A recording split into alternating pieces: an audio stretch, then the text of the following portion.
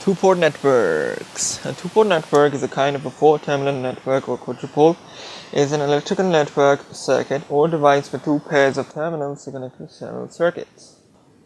Okay, that's a lot of definition there going on. But what it's saying is that a two-port network is a network that has two ports. Between the two ports is a black box. Usually it is an LTI network, so LTI stands for linear time invariant circuit. Alright. Here we can see that the four terminals we can see. On the left there are these two terminals. And these two terminals. Okay. And these two terminals make up one port. This is port number 1, and on the other side there are two terminals, and these two terminals make up port 2. Alright, this is how a two-port network looks like. Alright, now let's see. The next thing about two-port network is, I'm going to draw the circuit again. Here is the two-port network. Here's the LTI box. This is port 1, this is port 2, and we have a current going in here, and there's a current here. I1, this is I2, this is V1, this is V2. Okay, so we have four variables. This is I1, this is the current going in towards port number 1, and this is the current that is present at port 2. Whereas this voltage is at port 1, V1, and V2 is the voltage at port 2. Alright, now out of these four variables, we're going to take two of these variables as excitation, and two of these we're going to take them as responses. Alright, we're going to take I1 and I2 as excitations, and V1 and V2 will be the response. Now I'm going to write the response variables in terms of the excitation variables.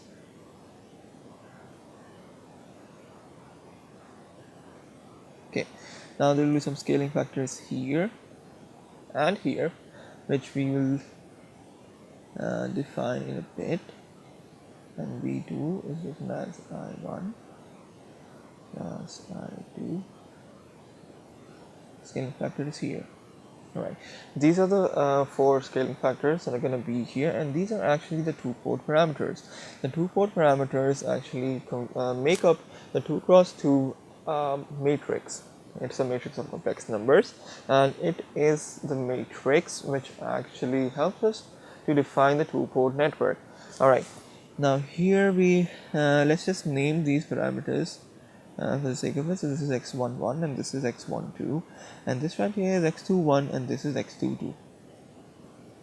Okay, now we want to know how to find these values, x11, x12, x21 and x22.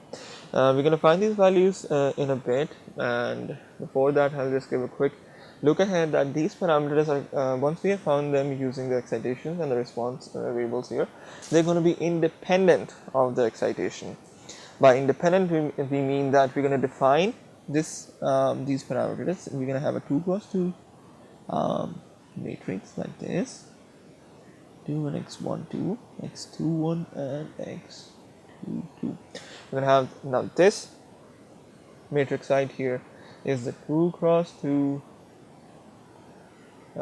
parameter matrix, and this parameter matrix will be independent of the excitation that we will give it, so it will be basically a constant, and this matrix will help us to define this network. Alright, and then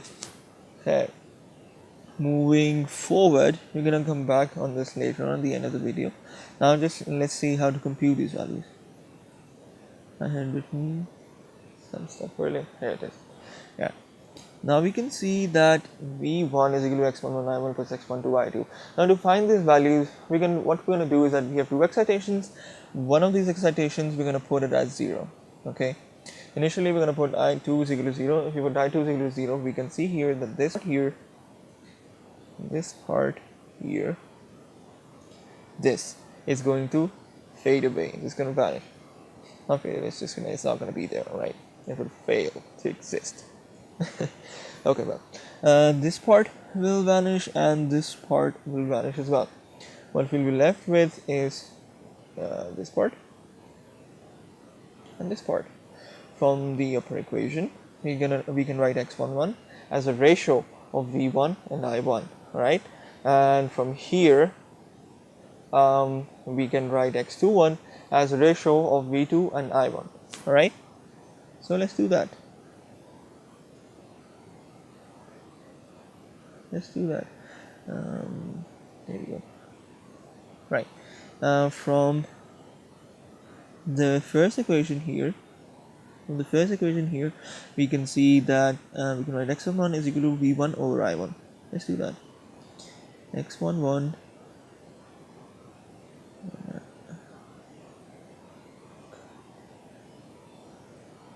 I'm gonna put a new layer here. Just bear with me here. I will take it down here. Alright, now x11 is equal to v1 divided by i1, and here we'll also mention like this that i2 excitation is put to 0, whereas x21, how am I writing this x21? From here.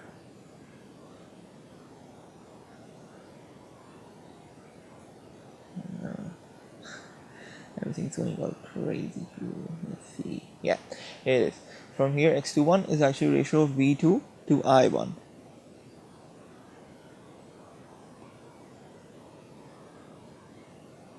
Alright, so oopsie.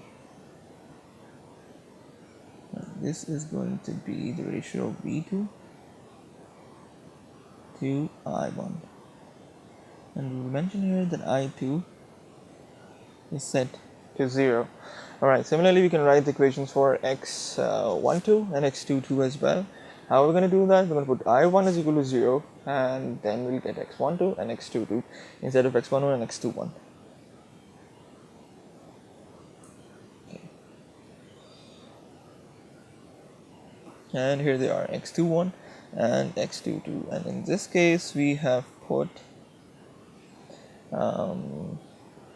this is x21 and this is x22. So I'm going to put i2 is equal to 0, i2 vanished, we got x11 on this. Alright, there's an error here, this should not be i2 here, right here, let's erase that. This is not supposed to be 2, we put i1, when we put i1 is equal to 0, we get x21, we don't get x21, we get x12 and x22. That was a good spot.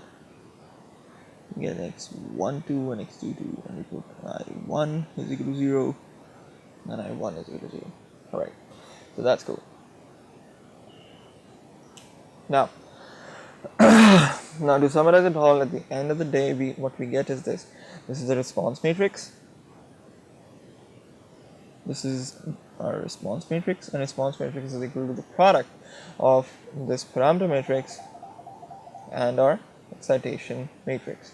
This right here is a response matrix, and this here is a parameter matrix, and this here is our excitation matrix. Alright, now a couple of points about this parameter matrix is that it is independent of the excitation, and it characterizes our two-port network. That's it. Using this, once we know what this parameter matrix is, we know we can find out the response of a network for a given excitation. This is the excitation that we will give. Any sort of excitation you give, we're going to multiply it with the parameter matrix, and we will be able to see what the response is. And that is basically the purpose of the two-port network with its with its 2x2 matrix. Alright, I think that's it. That's enough for this video. Thank you.